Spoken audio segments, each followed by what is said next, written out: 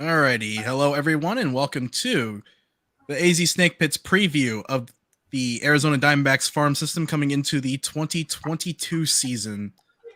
I am Mike McDermott, and I'll be joined here by Wes Baier and James Attwood. All three of us write for the AZ Snake Pit. How's it going?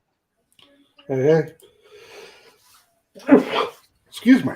All right, so opening up here, obviously we had the contentious CBA negotiations that lasted to the middle of March before they decided to just kick the can down the road. And we'll have baseball this season for the next 5 seasons. Now, but obviously, when it comes to prospects, the big changes with the CBA's attempt to battle service time manipulation, the top 3 in Rookie of the Year voting will receive a full year of service time, and there will also be a bunch of other things on there. I think I need to look that up real quick. Performance bonuses. If I remember correctly, it's like over $1 million for Rookie of the Year, and then it's sliding scale, MVP, and Cy Young.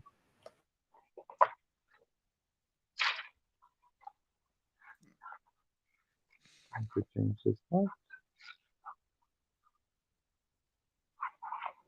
So obviously, the CBA's the service time manipulation thing. Obviously, that comes up with a prospect that seems to be pretty close to his major league debut, outfielder Alek Thomas, who finished last year in AAA Reno. So,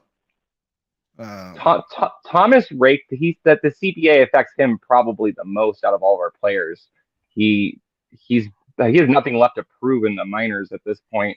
So usually we would see some service time manipulation with him. The D-backs have zero reason to really hold him, in AAA at this point.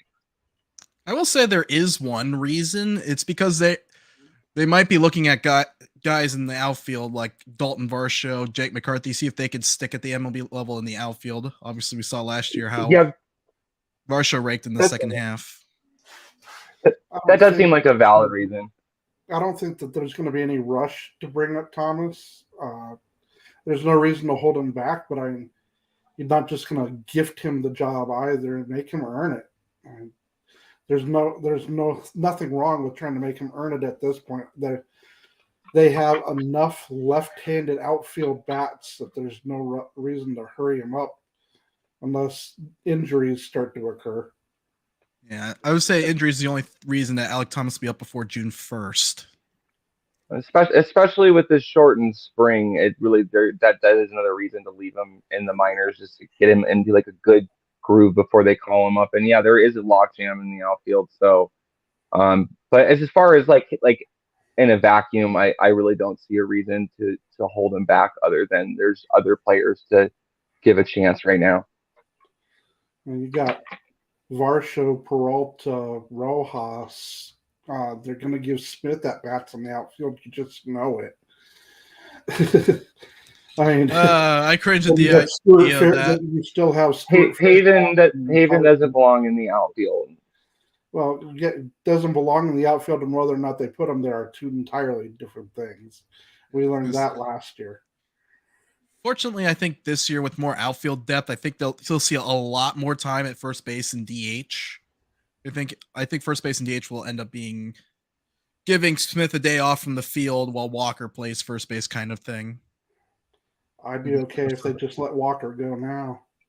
Yeah, I'm on board. I think that they should just throw like Seth Beer in the DH slot and give, as long as he's hitting and he's proven himself in spring training. I'm more in favor of using have a primary DH and then use the DH's days off to rotate in other players. I was gonna say, I think that would be good if your DH could play the field on the days he's not DHing. But if Seth Beer DH, the only position that he isn't going to cost you a boatload of runs is going to be at first, and even then, it's going to cost you quite a few.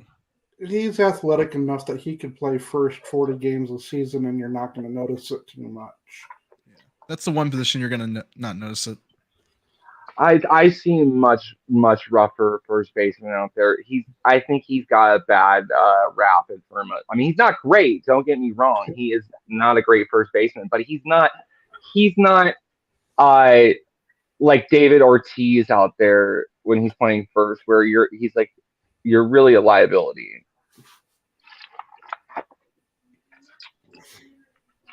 All right, so now we're gonna move on to the topic of top 10. Obviously, we're gonna each one explain their individual rankings. So my top 10 is Corbin Carroll, Jordan Lawlar, and Alek Thomas is the top 3. Put Lawlar ahead of Thomas, even though Thomas is closer to his debut because I think there's more upside with Lawlar. And then after the 4, I have Perdomo, who should be ready to contribute at shortstop if there's an injury at the position. I think he'll start the year in Reno.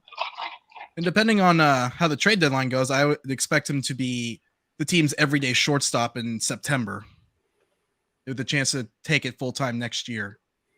Then after Perdomo, we have pretty much 5-6 arms that could go in any order from 5 to 10. I picked Ryan Nelson because he's the closest and has the most upside of these arms, obviously. Mid-90s fastball, potential for 2 really good off-speed pitches to go with it.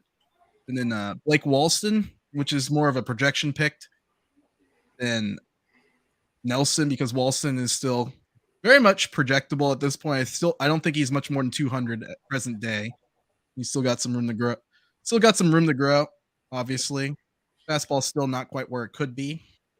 But he's still got a really good hook and really good slider. So it could be, I think, like a poor watered down version of Clayton Kershaw. Obviously not the same kind of upside as Kershaw. That'd be perfect if it happened. And then a bunch of couple double-A arms. Brandon Pfaadt really rocketed up the ladder last year. Dominated low A, high A. Ran in and then was finally appropriately challenged in double A, which is where I think he'll start 2022. I don't have him hitting the majors at the end of 2022 if the starting rotation holds up, but obviously the last couple of years have suggested otherwise. And then I have Pfaadt ahead of Jameson because Jameson's still very much a big reliever risk, even though he has the best pure stuff of all the arms in the system. You're trying to gamble against 6 feet, 170 pounds and a somewhat violent delivery, although it doesn't seem as violent when I saw highlights he had at double A. Seems like it's a little bit better. There's still a lot of he's falling off. He's still a little bit of falling off the mound a little bit, obviously, as he's putting everything into his fastball. And then number 9, Slade Cecconi. He's a guy that you could rank anywhere from 5 to 10, depending on how well you think his stuff will hold up long term. Obviously, in the fall league, 1 start, first inning he was throwing 94 with really good spin rates around 2,500. Second inning, the spin rates dropped down to about 2,200, and the fastball velocity was 91 to 92. That's kind of the one thing that's always plagued Cecconi in his entire career: conditioning and maintaining his stuff.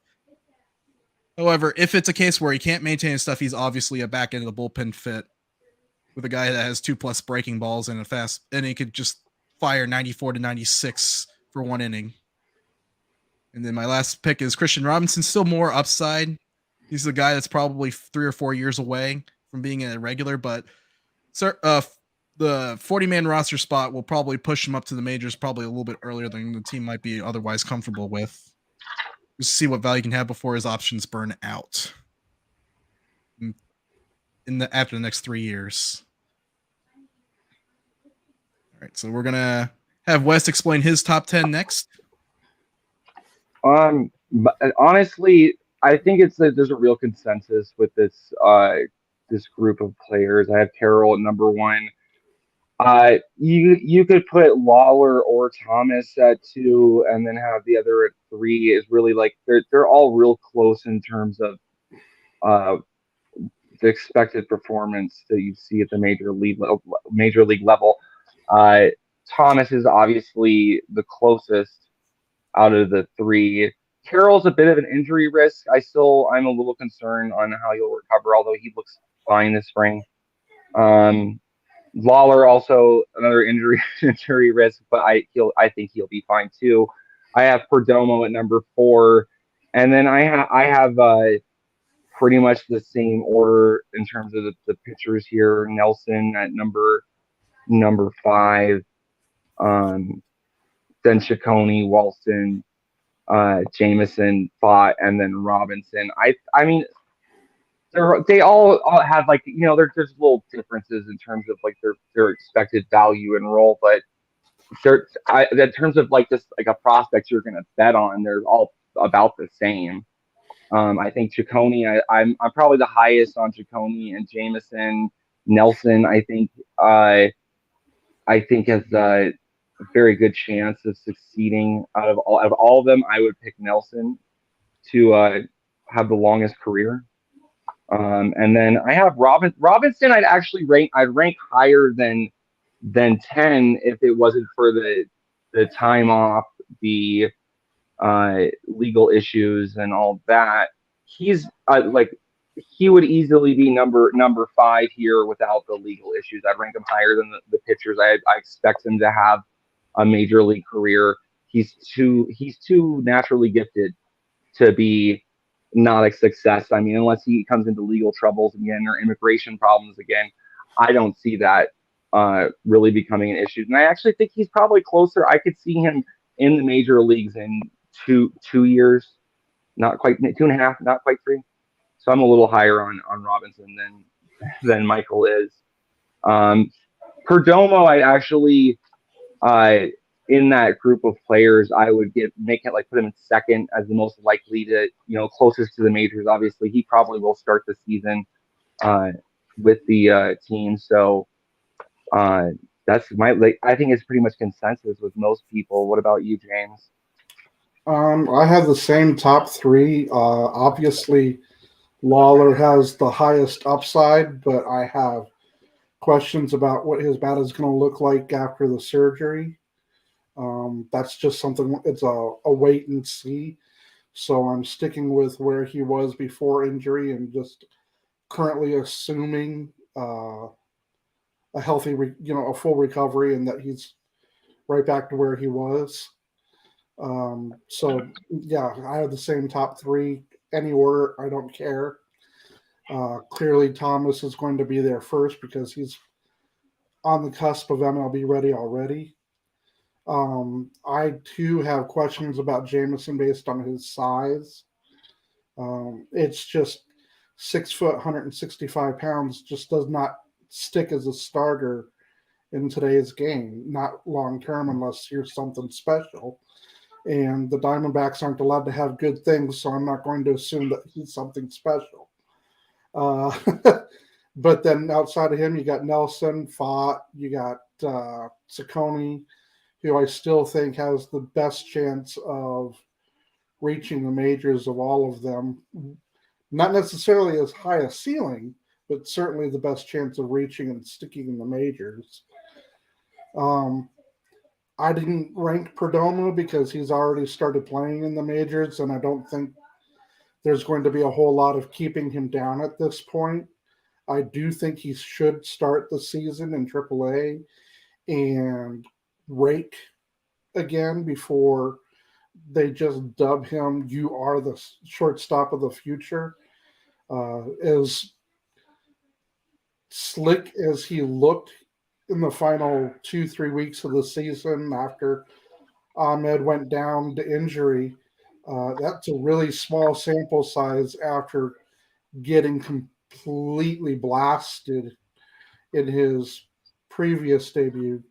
Granted, he's tweaked his swing in between, so that definitely is something to keep an eye on. But I want to see that his bat can stick before I'm ready to just hand him the job. They may try to move Ahmed at the deadline, but I don't know that they'll find any takers unless Ahmed is raking. But if Ahmed is raking, then there's no reason to call up Perdomo at that point. If Ahmed is raking, then you also have the argument to go ahead and keep him and have the two fight for a job in the next season. So, I mean, it's going to be an interesting dynamic, and I think a lot of it's going to come down to who comes knocking and offering what. As for Kristian Robinson, I have left him off my rankings entirely. He's been out of the game for too long at this point for me to have any kind of opinion other than I can go back and look at what little bit there is from little over 2 years ago now, is the last time he did anything of any substance baseball wise. He has all the physical tools you would want, but it's been a long layoff, and he's going to have to do a lot of work in the next 4 or 5 months to just get back to where he should have been already. And so that's kind of my wrap up. All right, so we're gonna... since we're on the subject of Robinson, it should be said that like he's wrapped up all of his visa issues and legal problems, and yes, I think it merits saying that like the fact that he was able to finish, like, I mean, he showed like a really good moral character, like the kind of character and work ethic you want to see in a prospect, and completing his probation, community service, and getting his work visa issues worked out, and even with the arresting officer really not being in favor of him keeping a visa. So I think it speaks a lot to his character that he could work hard to get, to stay here in the States and stay in the game of baseball. I mean, yes, he had the Diamondback support, but I think that he's, from what I've seen from him doing that, and from talking to other players who played with him, and have worked out with him, they all spoke really highly of him. That's the real reason why I still like, I'm a Kristian Robinson supporter. I expect him to do good things. I'd be surprised if he didn't. Yeah. So moving on. I have no idea what he'll do, though. I agree with you, James. So moving on to where he might go in 2022. What do you think he needs to do in order to reestablish himself as a top prospect again?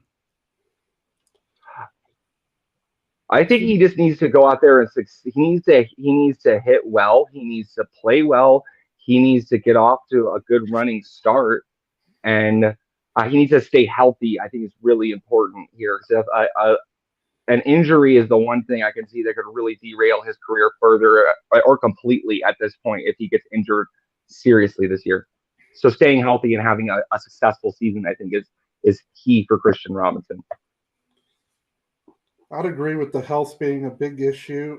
He's never shown any reason for us to question health, so I think that's a good thing. Otherwise, stay healthy, and then he's got to hit, and he's got to hit well. One of the big questions before he ran into trouble was the swing and miss in his game, and he's going to have to overcome that at least a little bit, and he's gonna have to be able to mash his way through some of these lower levels and get. I think it becomes a very big question mark for him if he doesn't at least reach Amarillo by the end of this season.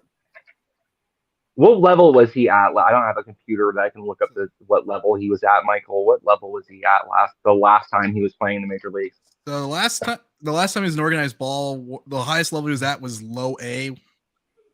Okay, he needs to reach double A by the end of the year. I agree with you, James. I mean, he'll have to start out at a lower level. I doubt the Diamondbacks are going to throw him back in low A. I would think that they want to see him get to I would think that he needs to work his way back to double A. That's a very good assessment. He only has about 92 plate appearances in full season ball, so I think they start him in Visalia. Good first 2 months, could get bumped up to Hillsborough, obviously.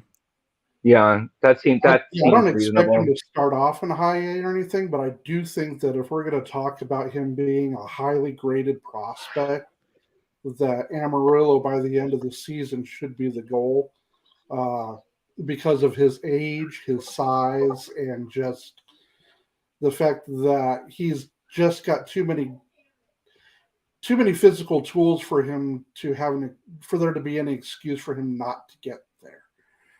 Do you start him at low A or high A? I think you have to start him in low A because he only has 92 plate appearances at that level. That was 2 years ago. Yeah, I agree. I mean, the Diamondbacks could have promoted him aggressively, but that's never been their MO as a front office. Even if you wanted to, this is one prospect you shouldn't do until there's a baseline established. Like if he hits in high A, obviously you could give him the aggressive promotion to double A. It's in low and high A, I should say. All right. So now we're Yeah, gonna. I mean, Any that last seems like thoughts? a reasonable way to plan out his like the year if the Diamondbacks start him in low A, and if he succeeds, bump him up to high A, and then if he succeeds there, bump him up to double A. Then he's back on track as a prospect. If he can do that, I see no reason why he wouldn't re-enter the discussion as one of the Diamondbacks' top prospects, despite the lost time. Which, I mean, is he back on track at that point? If he can hit in high A, I think that's when he's back on track. I'm not worried about double A. What he might do in double A, obviously. He might get up there if he hit well in high A and double and Amarillo and make it a run at a postseason thing to get more at bats. I think he's also a lock to hit the fall league this year as well, because the team's going to be wanting to rush as many at bats as they can. So I would expect him to see him in the fall league as well at the end of the year.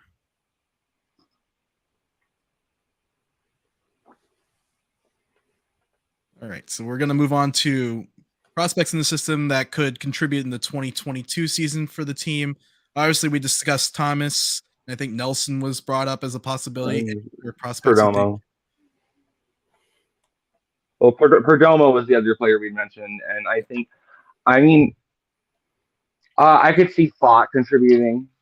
He seems like he moved through the system very quick. I think that the Diamondbacks will probably continue to aggressively promote him. I see Mitchell Stumpo as the guy who had a very quick run through the system in terms of pitchers. We have like no one in our bullpen right now other than some retreads. So the guys the lower level pitchers in our 10 to 20 range, I see them. Even though they're not as highly ranked prospects, there's a lot of pitchers that could make a dent this year. All right, so yeah, going into the second round of arms, obviously Tommy Henry is one I think that could come up. He kind of had an up and down year in Amarillo last year. Obviously, that Homer Happy ballpark got to him quite a bit and scared him out of the strike zone. I think that was them learning just how Homer Happy was going to be too. I don't. Why was that a surprise? El Paso years ago was one of the most hitter-friendly affiliates that we've ever had. It was just as bad as Reno, Tucson, or I mean, when it gets humid enough, it's not as hitter-friendly. But the Texas League has a reputation for being hitter-friendly, and it's well earned. So I don't know why they had the expectation it wouldn't be that way. I would say that having that playing in the Panhandle in West Texas is a pretty good simulation of what to expect when you hit Arizona. Obviously, it being a little bit more homer friendly than Arizona accounts for the change in difficulty, obviously, because pitchers are more skilled at the majors compared to Double A. Of course, that's a big understatement. But obviously, other arms in Double A beyond Tommy Henry, you have Brandon Fott. Is a guy they're going to push him up to the majors as quick as possible because what you see now is what you're going to get, kind of thing. Also, Luis Frias, who debuted last year, I think could play somewhat of a significant role, especially when the team needs young, movable arms early in the season. I could see him opening the year in the bullpen and then them moving him up and down a couple times when the team needs someone to eat innings out there. And then they'd keep him as a starter in Reno. Otherwise, be interesting to see how that plans out.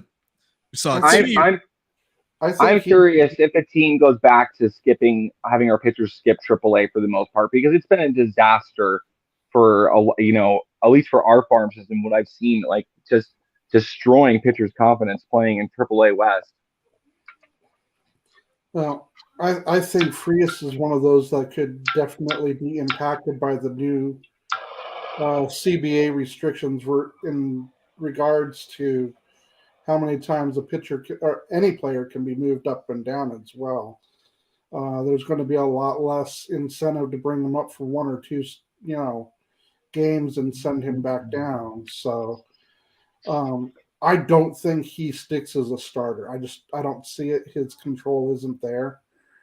But I do think that by mid-season, he has a role in the bullpen. We've got the team is going back down this road of too many retreads in the bullpen, and eventually we're going to see why they are retreads, and it's going to be time to start bringing some of these guys up. Yeah. I was going to say, Melancon's had a pretty good, strong track record as a late inning guy. Kennedy was, and when he's not giving up home runs, is pretty good at getting outs last year. Although most of his home runs came in. Melanson's the only one I have any confidence in, and I'm still not 100% convinced that he is one of the 7 best relief options we have, although he certainly is close, if not in that.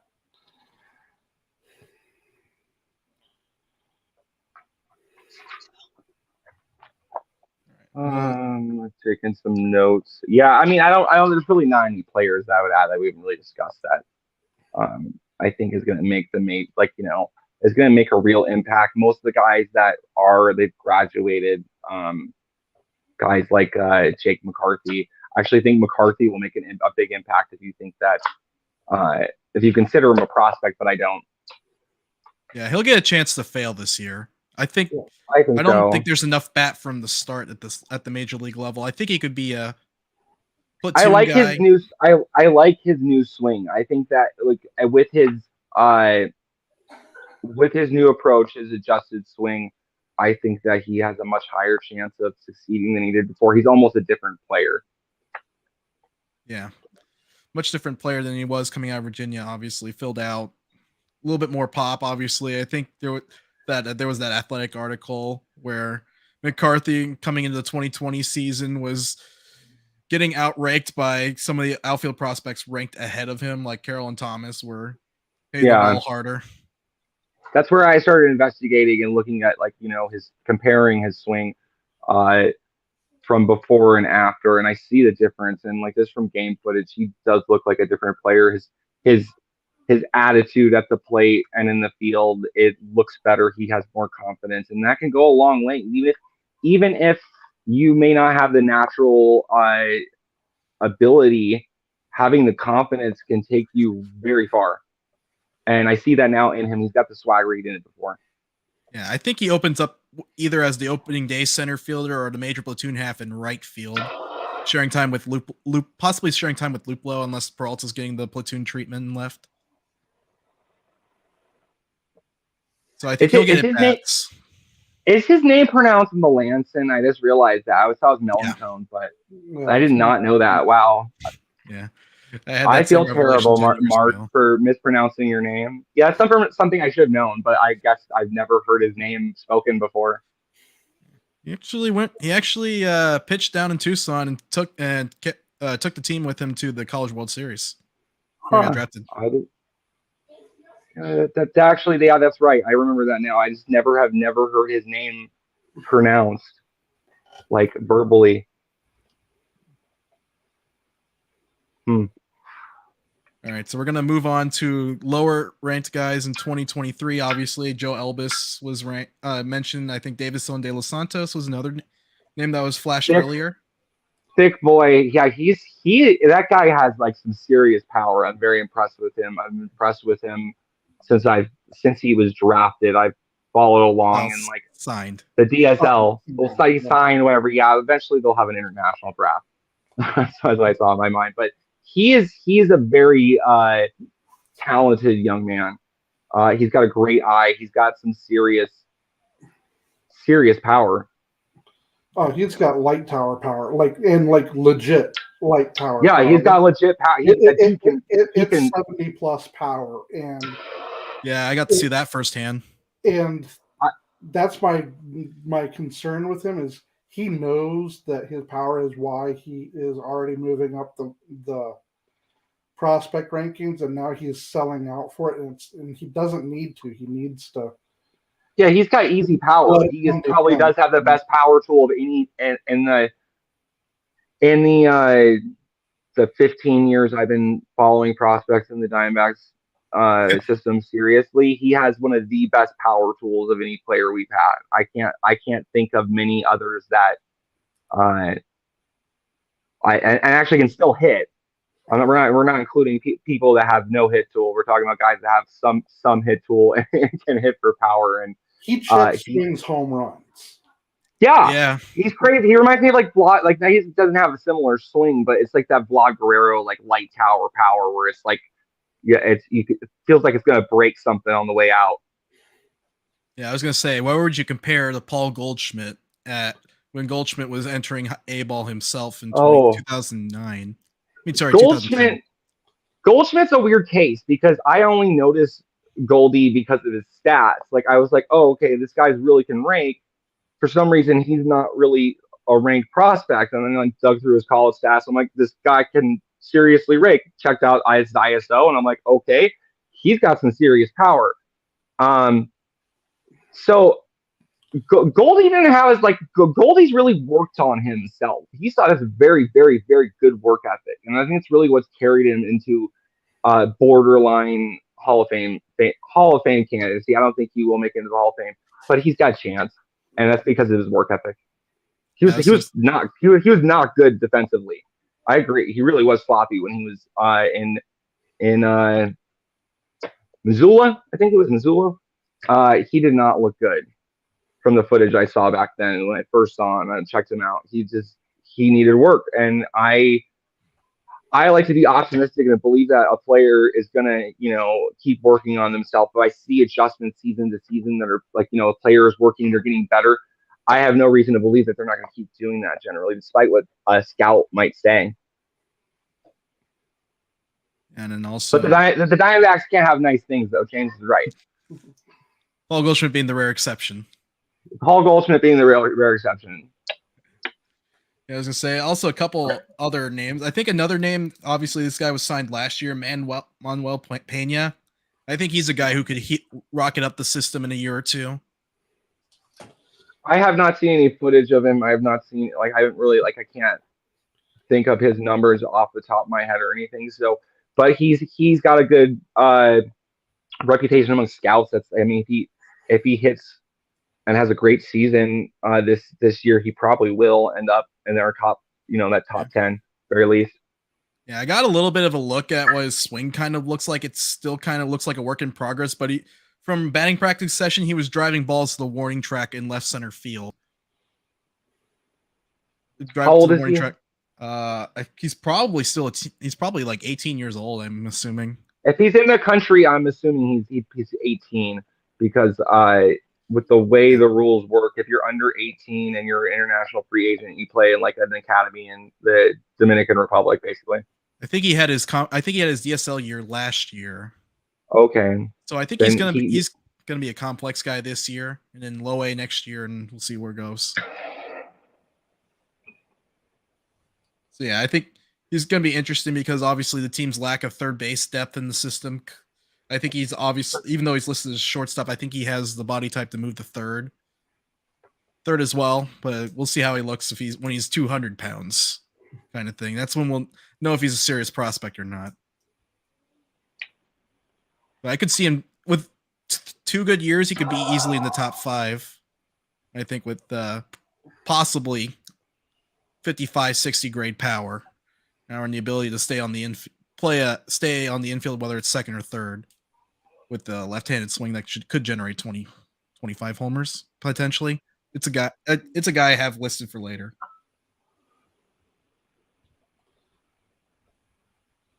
And then, of course, the one more prospect below it should be hitting high A, AJ Vukovic. I think he's a guy that has a pretty good swing, but pitch recognition is the one thing that's kind of eluded him throughout his career. It's going to be the one thing we're going to be looking at for the next 2 years, see if he can make it. And I still think Vuk's got a hard road ahead of him because, unlike some, I still think that Vukovic is a first baseman. I do not see him sticking at third. And if he doesn't stick at third, he has to bring way more to force his way up. He's another guy with light tower power. I mean, he does have some pitch recognition skills. That need to be worked on, and I do think that he's got there's a few that he could work on his swing a little bit, make it a little more compact. It gets very loopy and long from what I've seen. I think he's a future DH. Yeah, I think so too, unless he makes significant. I still think there's some outfield viability, but given the fact what outfield prospects are with or ahead of him, it's going to be tough for him to hit an everyday role in the outfield, other than to maybe be a fourth outfielder type that rotates in as a DH kind of situation. I just don't see it. I mean, he might, but I really think that he's limited to the corners on the infield. I don't know that he has the range, especially if he bulks up anymore at all. He's going to bulk up. Yeah, and I just don't see him sticking in the outfield. And I don't think he has the arm to play right field. So, yes, he's playing third, so you would think that he might have the arm for right, but he doesn't. He doesn't. But when it comes to his power, I've only got him at like a 55, maybe a 60 power, but he taps into it way more frequently than De Los Santos right now. De Los Santos has got to get the ball up off the ground more often. There's about 4 or 5 prospects on my top 20 that could probably stand to do that, including Alek Thomas. Just got the ball off the ground more often. People would already be awed by his power. I literally have him at a 70 or a 70 plus. But yeah, with Vuk, I've only got him at like maybe a 60, probably a 55. But he puts I give him much better. I have 60 for Vuk. Yeah, I give him a 60 power at best. I'm kind of, he's not high. He has like surprising power though. Like it's I mean it's there. It's just like it's very an underestimated power tool. Yeah, for a player. He goes the opposite way very well. I was going to mention that at 18 years old, he barreled up a ball in a perfect game showcase, hit the wall near the 413 area in a showcase. It was against another D-backs. Actually, no, it wasn't. It was the second day. I thought he was against Liam Norris, but it wasn't. That's where I was impressed with him, was the futures game. So yeah, he blasted that ball off the wall for a triple. He's got a little bit of run to him, so I think there's some left field viability. I think it's like 45, but not. The reason why I say he's a future DH is like you guys said that where would you put him? Like there's already a ton of outfielders. We have a ton of we're drafting a lot of short. I expect us to most likely draft either like an outfielder or a shortstop, either way. So there's really no place to put him other than DH, first base, maybe. I don't think he has clean enough hands. He's have to put in the serious work to become a first baseman. He doesn't have very clean hands. He's a little blocky. Yeah. Hands, I think hands are going to be the biggest thing that moves him off third base. All right, so we're going to do a couple questions here. Couple questions here. And the first one being, best chance of making an all-star game, Corbin Carroll, Jordan Lawlar, or Alek Thomas? Lawlar. Yeah, best chance of, I think all three have an opportunity. Yeah. I think I'm only picking one, though. I'm going to go with Lawlar and his upside. I'm actually going to go with a different choice. I'm going to pick Corbin Carroll, obviously, for this one, because I think, if he has enough, if he's pushing 400 on base percentage and hitting 20 homers, obviously there's not very many outfielders are more qualified for him. Yeah. And I think that's something he'll do maybe once or twice in his career. I think a follow-up question to that is a little easy, like it's easier to answer, is who do you think will make more all-star games? Yeah. And that's why I pick Lawlar. Carroll, I think, would be second.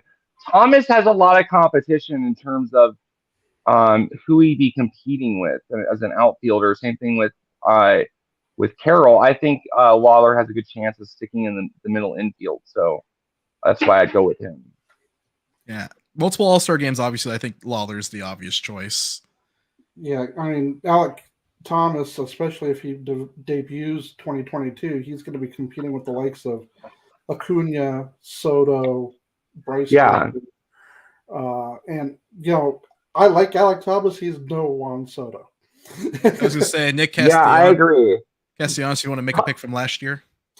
Thomas has got some hustle to him though. I mean, I could see him as like a 2020 guy, maybe 2025 if he really, has a good like. I mean, I see it there, but it really is. There are so many talented young players for him to compete with right now that it's you can only pick 3 really, You're only going to have about 8 or 9 outfielders for an all-star game. Yeah.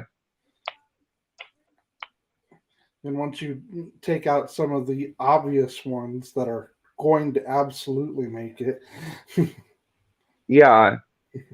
There's not much room left for Thomas to stand out. So, I mean, unless he's like the best player on the team and we get like a pity invite to the All-Star game, I don't see that really like him being like a perennial All-Star. Carroll profiles a little better than Thomas as a high-end elite player, and he could stand out as an outfielder, but not as much as Thomas would be competing with Carroll too. That's the other thing, So yeah, I was going to say Carroll's going to have to put up some serious stolen base numbers to get consideration as well. Yeah, Carroll. He's like I really feel like a sure thing 2020 player consistently. 20 stolen bases, 20 home runs. I think he's a 15-40 guy, which still has a lot of value, obviously. Yeah, I think he'll have more stolen bases than 20 in a season, but I think you could put those up. I mean, 15 home runs is a very reasonable low end for him. All right, so we're going to talk about pitchers. Best chance of developing into a number 2 or better starter: Drey Jameson, Ryan Nelson, Blake Walston, or Slade Cecconi?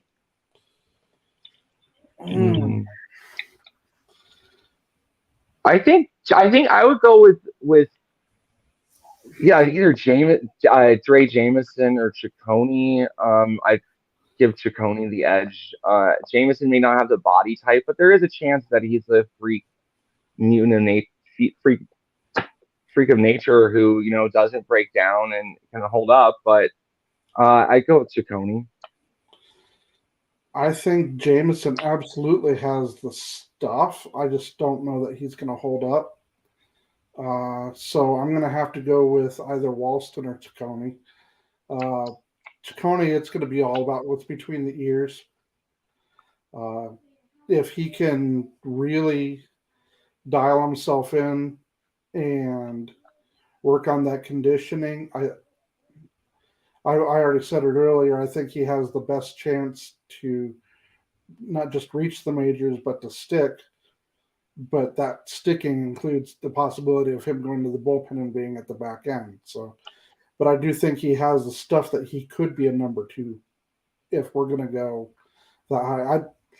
I honestly am not bullish about anybody in our system being number 2. Yeah, I'm not either. Yeah, I see these guys as a bunch of number 3s, by the way. I like Cecconi. I don't know if any of you read the article on the Athletic about him. He apparently has like no like social awareness whatsoever.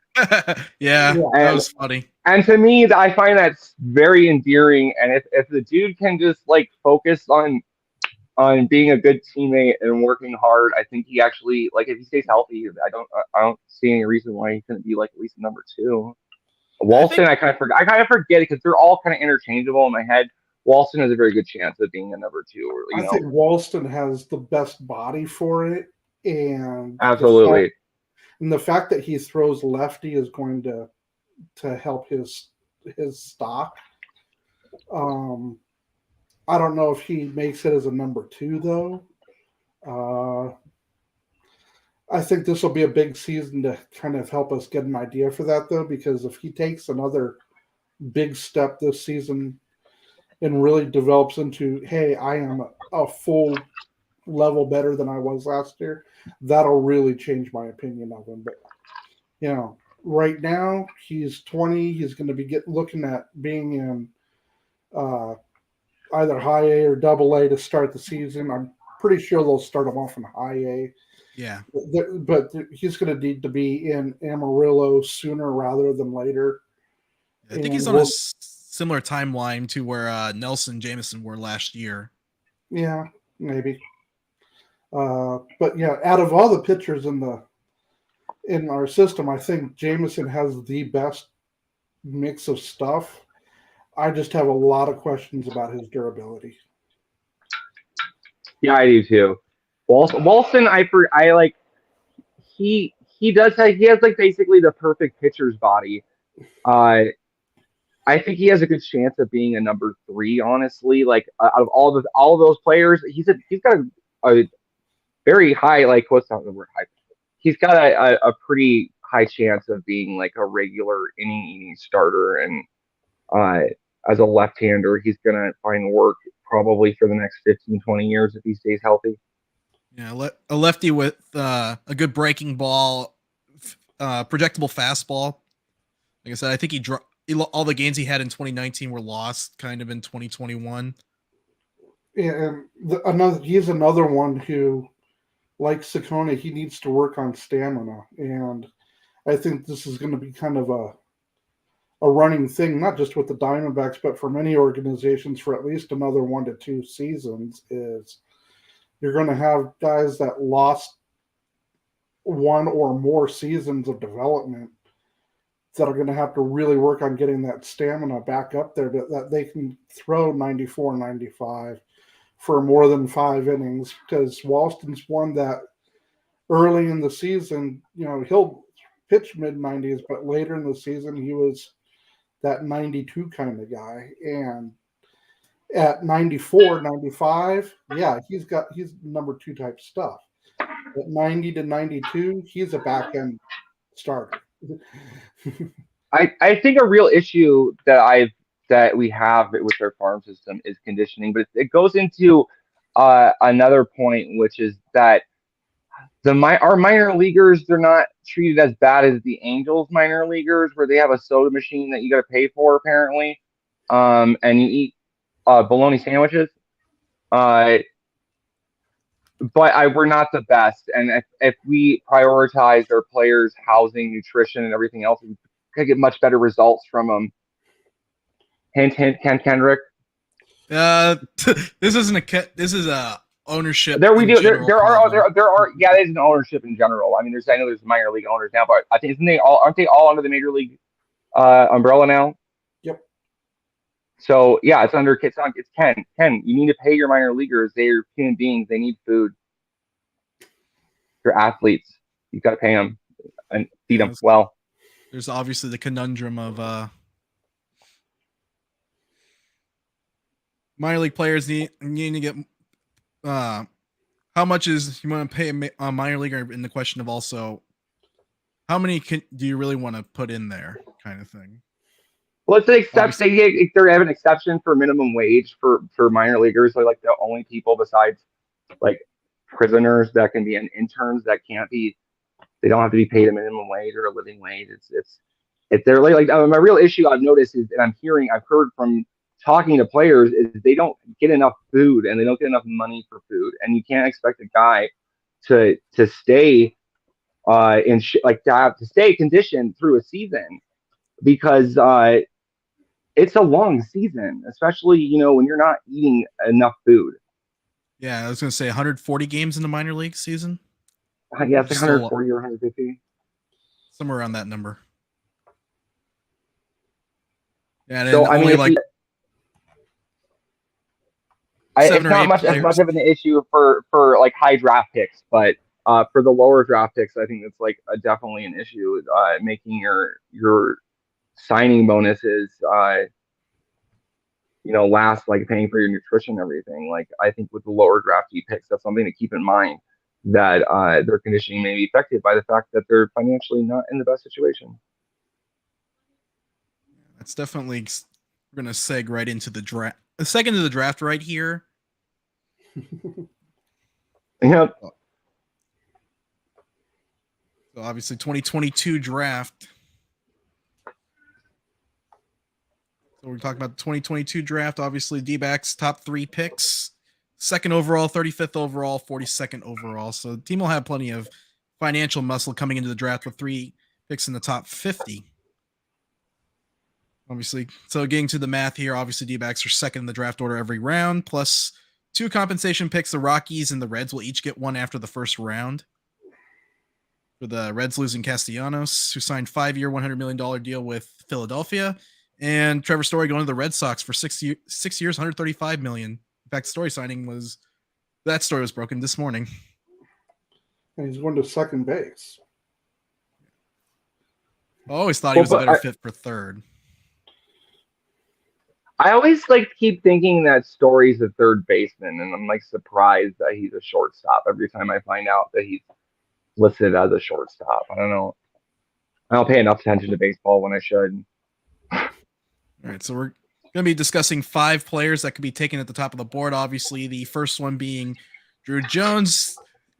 Obviously, first thing that comes in mind, yes, he's Andrew Jones' son. Actually has more, in my opinion, a higher ceiling than his dad has. Oh, I agree. Absolutely. He's a much better athlete than Andrew. Naturally. And it looks like he works harder at it because he's not he's got a different body type than his dad, which I found surprising. Yeah, his body type reminds me of a current Braves superstar outfielder, Ronald Acuna Jr. Although I think he's a little bit taller. Yeah, he's a little taller than I expected, and I think he might still grow a little bit more. I think it's one of my one concern with him is he may end up sliding over in the defensive spectrum, but his hit tool is and power is very much legit, and his defense is impeccable. He's a great athlete. He's a better athlete than Andrew, absolutely. Well, he's got all the tools. He's going to stick in center field if he wants to. Yeah, the only reason why he could fall to number 2 is if Baltimore is I don't know who Jones's agent is. I wouldn't be surprised if it's Scott Forrest, but I would expect them to take him. It'd be crazy not to, unless you're really high on one of the other players, much more than Jones for some reason. I don't see a reason to draft anyone else if I'm Baltimore. Yeah, I was gonna say if you're Baltimore and you pass up on Jones and he ends up becoming a star player for the Diamondbacks, that's gonna sting for 10 years. I think there's a good chance of that happening. I think that regardless of what Baltimore does, is that they're going to end up wishing they had drafted a different player. I think no matter what, they're not going to be happy with who they drafted 10 years from now. Even if they took Druw Jones. I think they take Lee or they take Jones. Yeah. I honestly would not be surprised at all if they took Lee. Lee is going to fit their timeline very well. And he's got enough versatility defensively. He can play second, short, third, left field. He's got it. They'll find a place to put him. So I also don't know that he one is going to get paid regardless. But we all know that Baltimore also, unless they're taking a once in a lifetime guy like Adley Rushman, they're not against trying to save a few dollars to use them later in the draft. And comparing Brooks Lee to Druw Jones at 1-1, Druw Jones is going to get paid more. Yeah, I was going to say Drew's going to command full slot at first overall. I think, regardless if he goes 1 or 2. Yeah, he absolutely. I think he will get full slot. I wouldn't be surprised, and I don't see him dropping past us at 2. There is a good chance. James is right. It's not a certain thing that they're going to take him. So I'll just say I love him. Let's say this: if he falls past Arizona 2, there's a good chance he doesn't sign at all. Yeah, he will sign on. He won't. He absolutely. He'll commit to Vanderbilt. He'll just go to Vanderbilt and come back in 2 years. Yeah. Be 1-1. He'll be the number 1 pick then if he's not this year. Well, we know the D-backs won't be taking one under the current CBA because they won't have. If they suck for 2 more years, they won't be in the lottery. Yeah. But yeah, I think Jones goes number 1. Probably sets a signing bonus record, so that beats Torkelson's record if he goes 1-1 by like $1,000 or something. Signs for maybe 8.5. So we'll move on to the second player, like almost a consensus mock pick for the Diamondbacks, Termarr Johnson, infielder from Mays High School in Atlanta, Georgia. Listed as a shortstop, but he's going to move down to second base. Yeah, he's the player I'm the most high on out of these groups. The group of players that we're looking at and talking about. He's got a really, really, really great eye. He's got great plate discipline, great contact skills. He's got a great attitude. Just from the research I've done on him, he seems like A+ all around drafty. Everything you'd look for with the pick. I actually wouldn't be surprised if he got drafted number 1, honestly, but I think that he actually would be a great pick in number 2. He does. I haven't seen enough in-game footage of his defense to say that he's gonna necessarily slide to second. I think he passes the eye test right now. I don't know like how much he's gonna grow. He's young, of course the guy's 18, you expect him to get a little heavier and fill out over the next 3-4 years. Actually, you mentioned that. I don't think Johnson actually has to fill out much more. I think he's close to maxed out now at 190. He looks like a man to me. Like he looks older than me, and I'm like 35. So, like he looks like a grown ass man right now. So I'm the highest on him. That's pretty much all I have to say. He certainly fits the Mike Hazen profile of undersized guys with great bats. He's what, 5'10"? 5'8". 5'8". Yeah, he's not 5'10". Yeah, he's 5'8". So okay, he's my height, but he's the best. He's got the best pure bat of any prepster in the draft. I tend to agree that he's destined for second base. If he gets drafted by the Diamondbacks, that's almost a guarantee because Lawlar is already in the system, and Lawlar is by far and away a superior defender to Absolutely. Johnson. Johnson's big thing is he's got some great left-handed power. I'm intrigued by it. He's not who I would take at number 2, but if I get the appeal definitely. If you're looking for, if you're going to gamble on offensive upside, that's where your gamble is. I think he's a future Hall of Fame second baseman. Personally, how much do you value? I'd put. Oh man, I don't know if I put money on it, but I'd put up maybe $100 on it. I'd put $100 if it accrues. Yeah, no, Jones is too, but I think as second baseman has a bigger chance of making it. Like if he stands out offensively, I think he's got a better chance of making the Hall of Fame compared to an outfielder or a shortstop in just terms of standing out. There haven't been a lot of second basemen. So it's like part of like just the context of his hit tool is unbelievable. There's people are rating his hit tool an 80. Yeah, I wouldn't rate it that high, but yeah, I would definitely. I give it a 70 easily.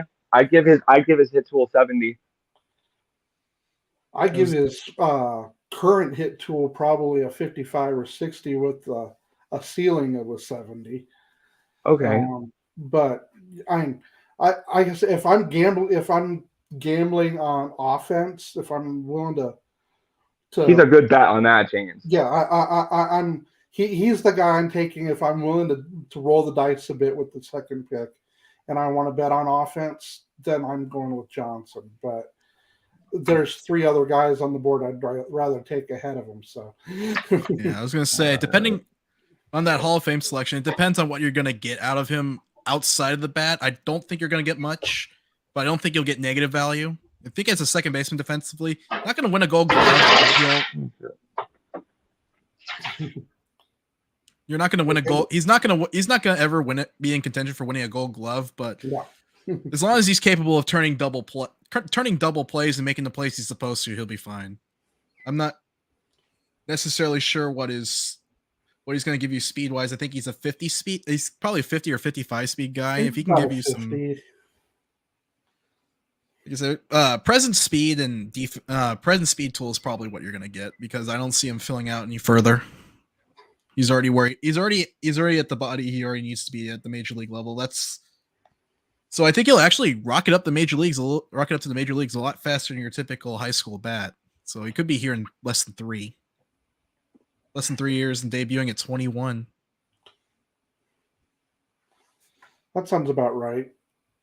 21, 22. Either way, he should move quickly. The only thing I could see that would limit his upside is how he faces left-handed pitchers. Although we won't know until he hits the major league level. And with that, we may not even know until he hits AA or AAA if there's even going to be he's got enough hit tool that he can fake it until he makes it. All the way up until AA or AAA. It's in AA and AAA he's going to start seeing left-handed filth, especially from some of those college arms that are drafted to be bullpen guys from the beginning. That's when he'll start to see some of that filth. That can he lay off those left-handed breaking balls that have 26 inches of break? Yeah, the Hugh Fishers of the world.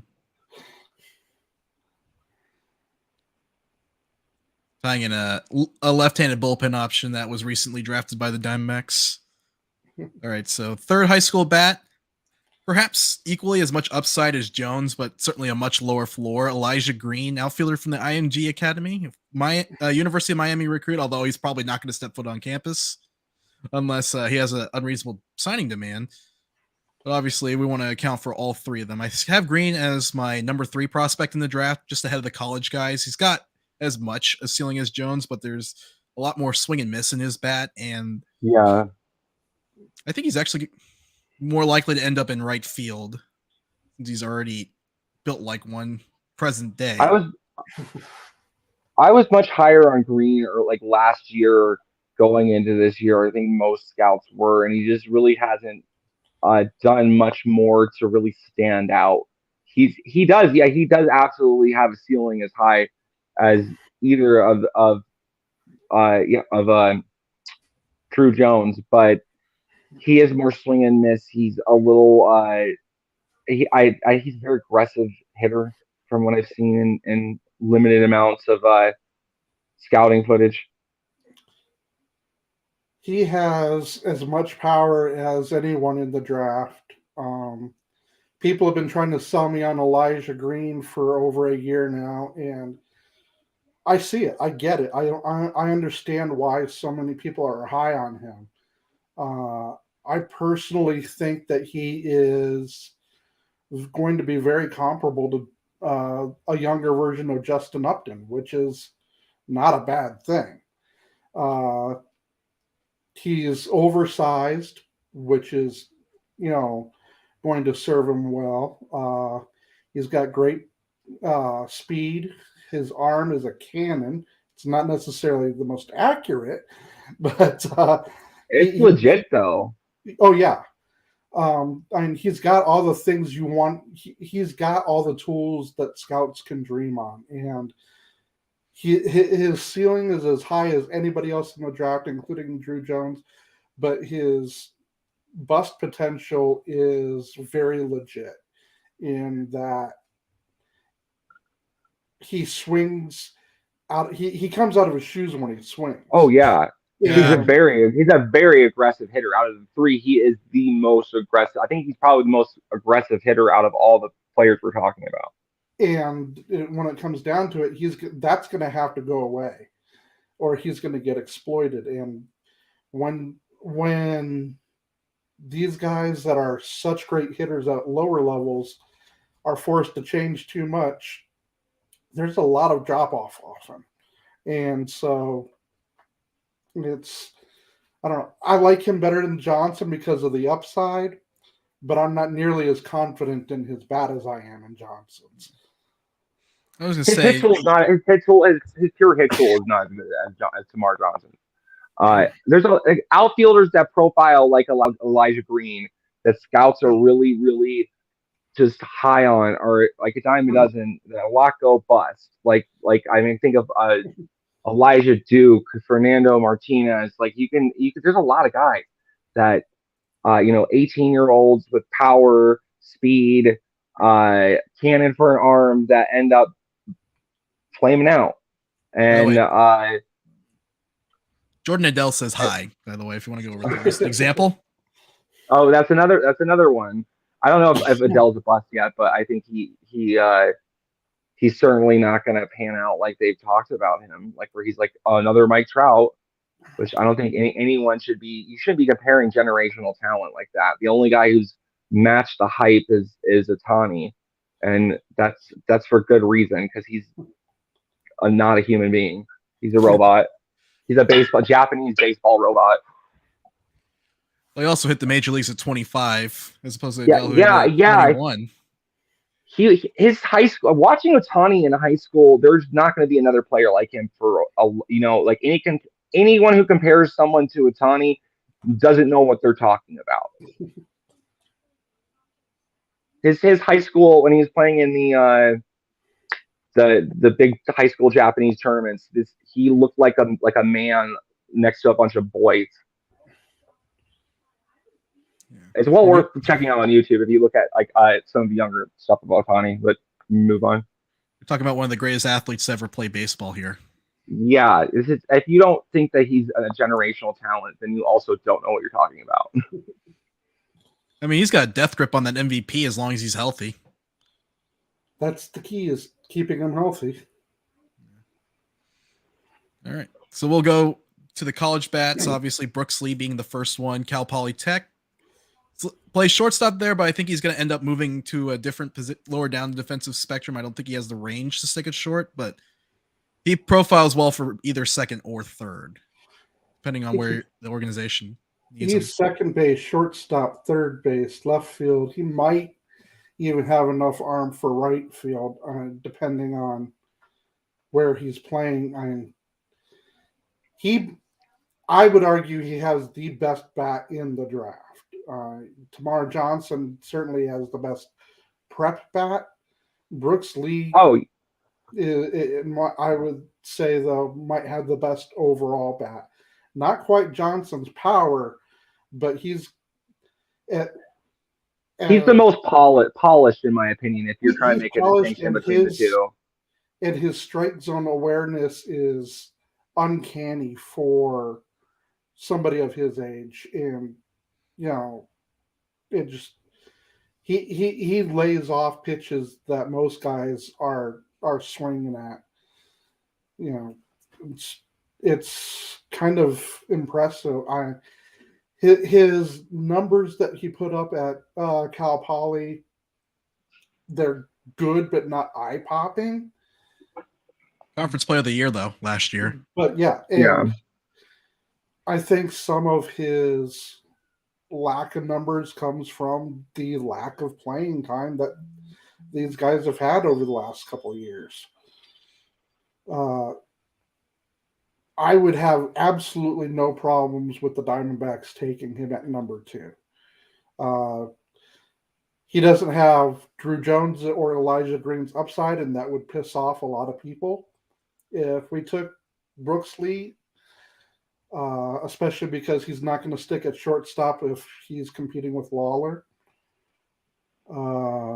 But of the players, especially the players we're going to be talking about today, I think Brooks Lee gets to the majors the quickest.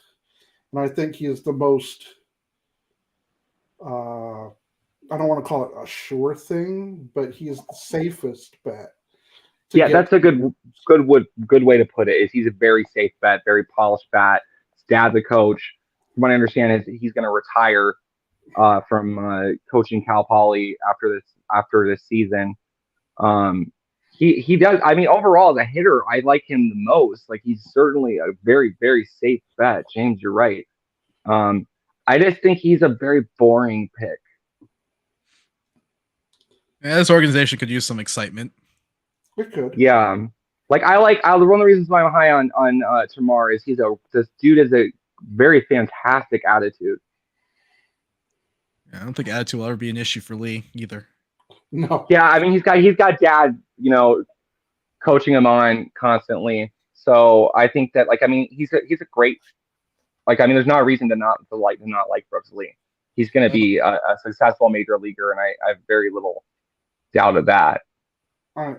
Depending on where he winds up getting drafted, he's the kind of guy I could see getting drafted here in 22 and debuting at the end of 24 or early 25. I mean, there's not going to be a whole lot for him to prove other than just checking off the boxes. Okay, I did my high A ball, and I matched the way I'm supposed to against these underage guys. Now I'm going to go to double A. And then it's just, marking time on the calendar waiting for an opening. I don't think that there's actually going to be a whole lot of development for Brooks Lee as much as it is just getting his reps.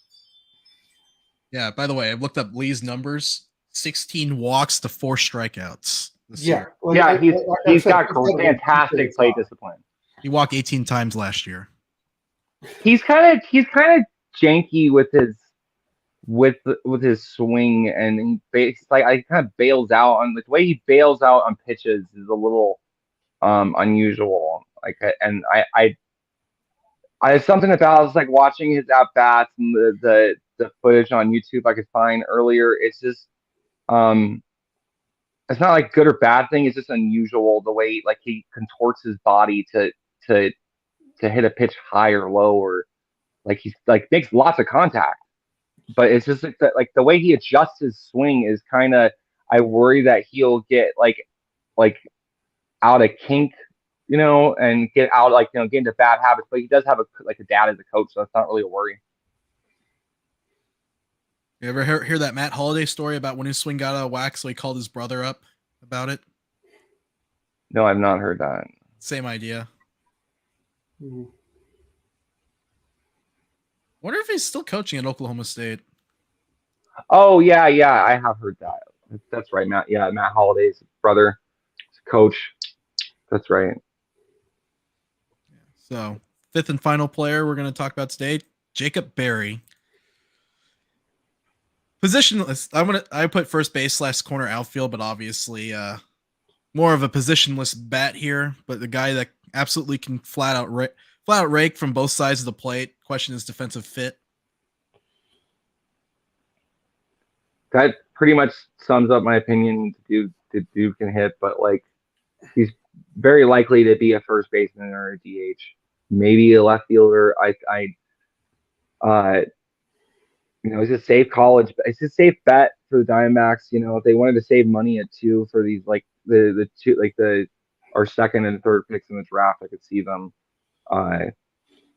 saving money and going with Berry or college bat, which is a little safer. And obviously, these high school players have a lot more leverage than the college players. But I mean, he can hit, but he's not another kind of not very exciting player. He's got plenty of power, and that's his calling card, and it's power from both sides. But I don't see any reason to be taking him at number 2.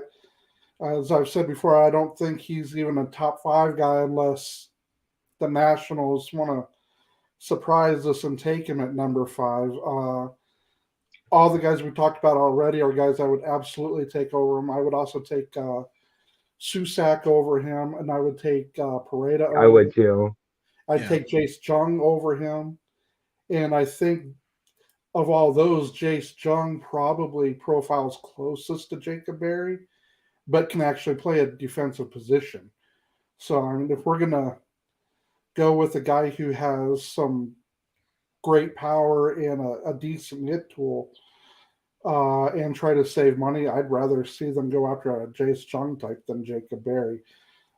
Jacob Berry just when you're selecting number 2, you don't pick a guy that's got as many holes as Barry does.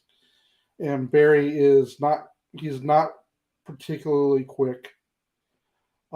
He's not particularly gifted with the glove, obviously. He's got a very decent hit tool. He's got a lot of power, and that's about it. And I want more out of a number 2 pick. Yeah, I was going to say the lack of a true defensive position is probably going to slide him out to about 8 or 9, I think, in the draft. The bat's good enough that a team in the top 10 will take a chance on him, but obviously even a questionable fit for first base is going to probably cause him to slide. Otherwise, I think the bat is top 5 worthy. I could see the Mets taking a flyer on him with their first pick because they get 2 picks in the first round this year. And they had to sign number 11. Yeah.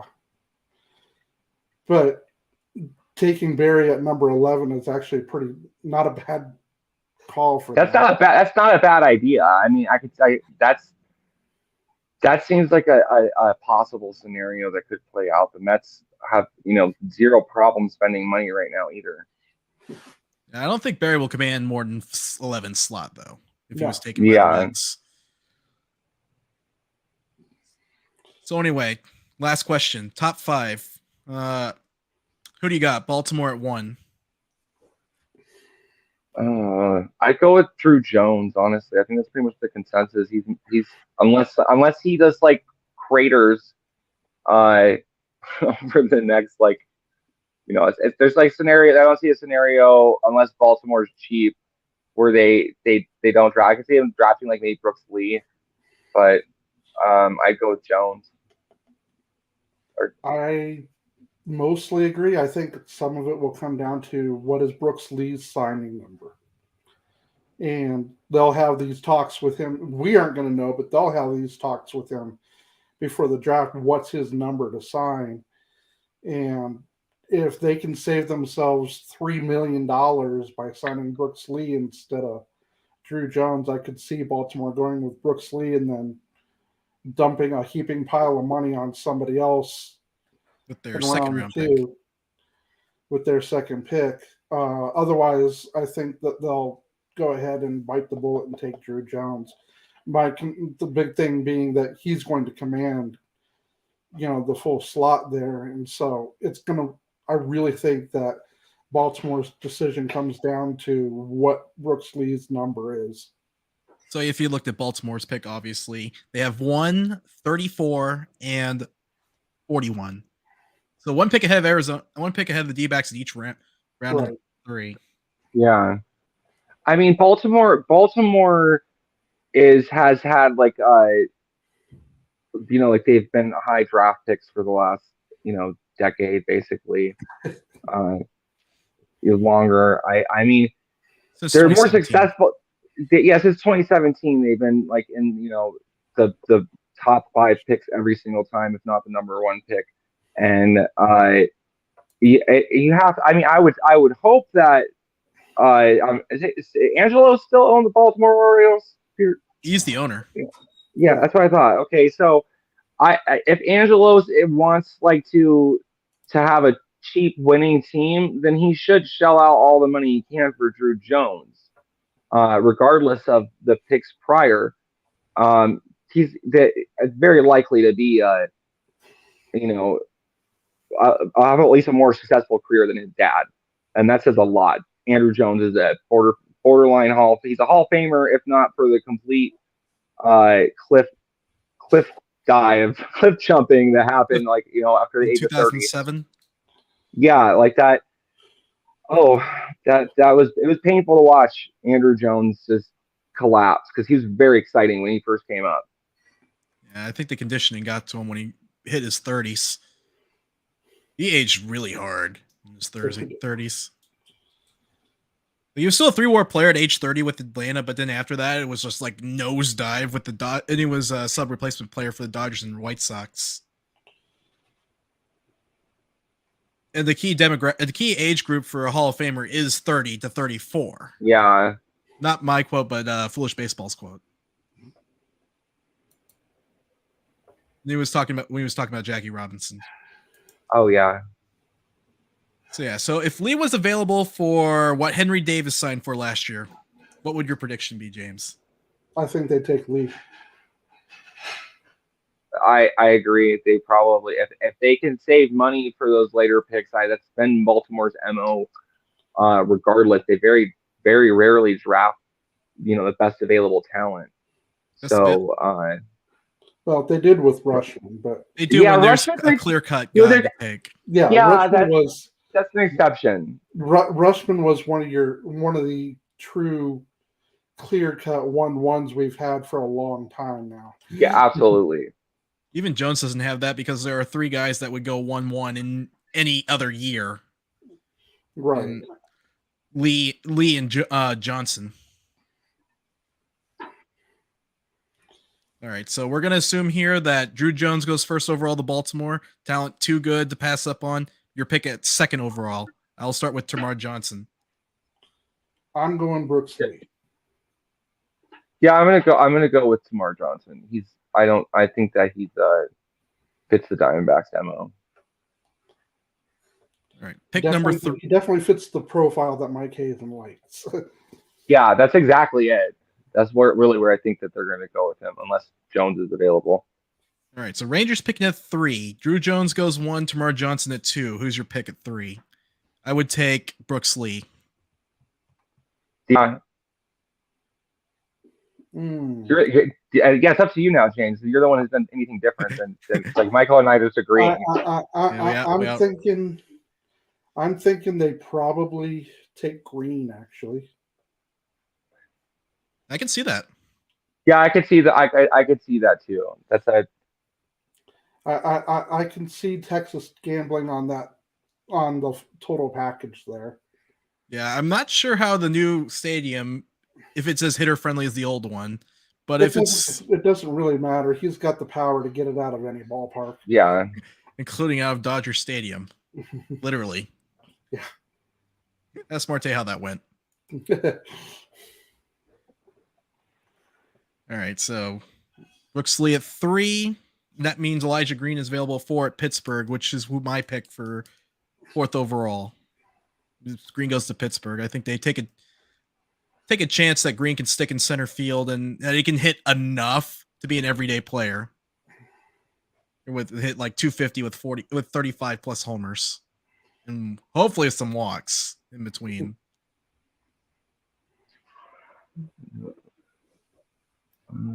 We're looking at Green. Obviously, the walk rate's the one thing I would look at. As long as the K percentage stays under 25.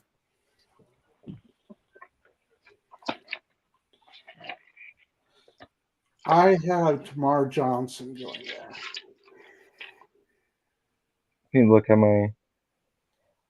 Yeah, I mean, I see. I don't see that. I mean, honestly, every time I really try to make a prediction with the draft, like it's usually way off. I think it'll probably like after the first 2 picks are really like I have no idea. I could go. I mean, like we could see scenarios like with Boston where that's actually turned out one weird pick a few years ago where everyone was like, "Who is this?" Yeah, Nick York. Nick York turned out to be a great pick. No one's seen him. So yeah, and then they used the savings to pick up Blaze Jordan with their 3rd round pick. Like if they drafted those 2 players in the opposite order, no one would care. Yeah, no, I think that could have happened if they did. They could have gotten a better, Nick York. I don't think it was on anyone's radar, and that's always a scenario depending on really how much a team puts into their scouting department. I think we're going to see some surprises in this draft. It's actually not as many college bats but there's like some really nice prep talent in this draft. York's numbers last year for the Red Sox low A and high A team, ridiculous. Unfortunately, U of A could have won a title with him at second base. But I digress. Yeah, I think for the most part, obviously, I think the top 2 picks, I think you can almost put in stone. Obviously, I think Jones and Johnson go 1 and 2, unless the D-backs want to take a safer pick in Lee. I think Lee will be available if they wanted to go under slot. Lee would be their pick. I'm not sure how underslotted it is at number 2. I mean, it'll probably be a little bit, but I don't know that it's going to be huge savings. I think last year the number 2 pick was $7.9 million. And if we're talking Henry Davis money, who knows? That'd be a good question to close it out on. If Brooks Lee is signable for Henry Davis money, which is $6.5 million, would you take him or Termarr Johnson at 2? If Jones was off the board at 1. I mean, how much of a savings is that on the slot? About $1 million like change.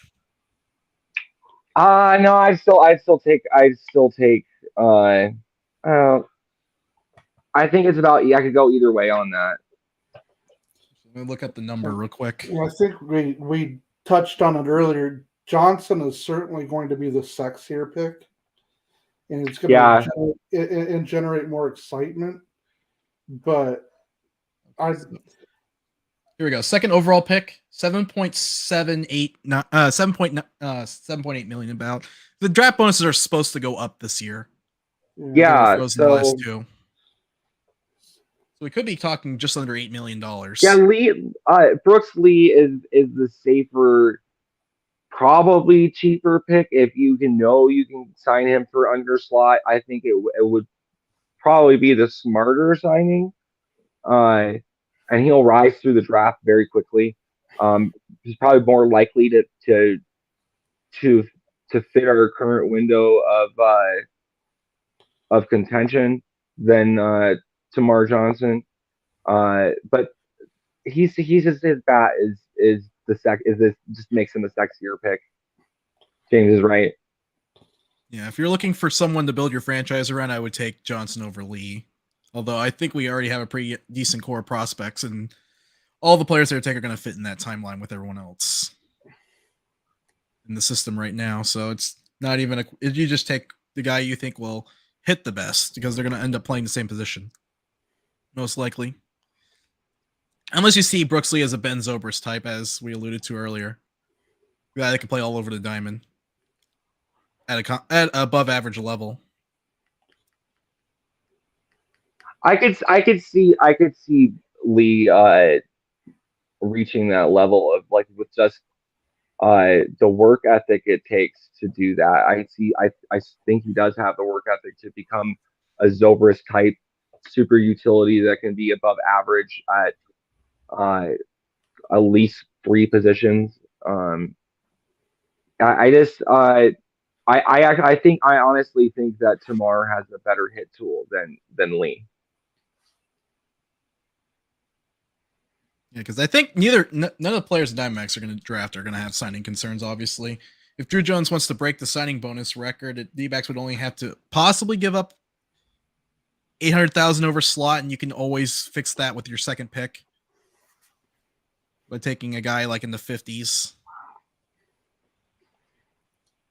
They can fix it pretty much anywhere in the top 10, and they'll be fine. That kind of thing. So, yeah. We'll see how the board develops because I think we're starting to hit conference play in college, and after that, obviously, guys are going to slide up and down. I mean, this could change. Some people could rocket up and get more attention. I don't think it's going to change that much, but there certainly are some players that may not be on any of our boards right now who could be on draft day. Most likely, they would be pitchers. Although I don't exactly. see Jones, Johnson, or Lee sliding. I could see Green sliding due to scouting fatigue, but we're talking like a guy that goes around 5, not necessarily a Bryce Terang type fall. If we want to go way back machine, or Pete Crow Armstrong 2 years ago, where he would have been the number 1 overall pick in June 2019, but he fell all the way to 19th, I believe to the Mets, and now of course I think he got traded for Marcus. No, did he get traded for Marcus Stroman? Or was that a different player the Mets picked up? I think that was a different player. It might have been Stroman, though.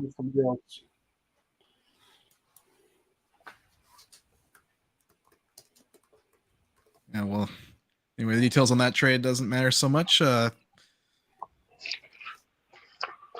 yeah, pretty much. If you're looking at the draft, Jones, Johnson, Lee are the three guys you keep an eye on.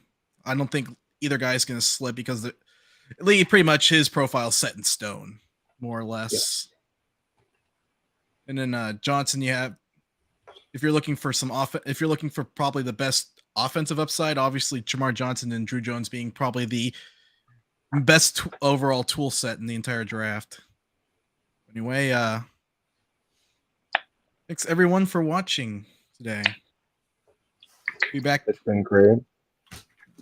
The MLB draft will be July 17th through July 19th, and I think depending on how things go, we might have a special for that. I don't know if we'll go the entire first night, but won't take too long. Closer to time. Yeah, by 4:30 we'll know who the D-backs picked, and we've already gone through the wide range of emotions of who they might take or not. So, good night, try to be there. Yeah. Good night. Thanks for watching, everyone.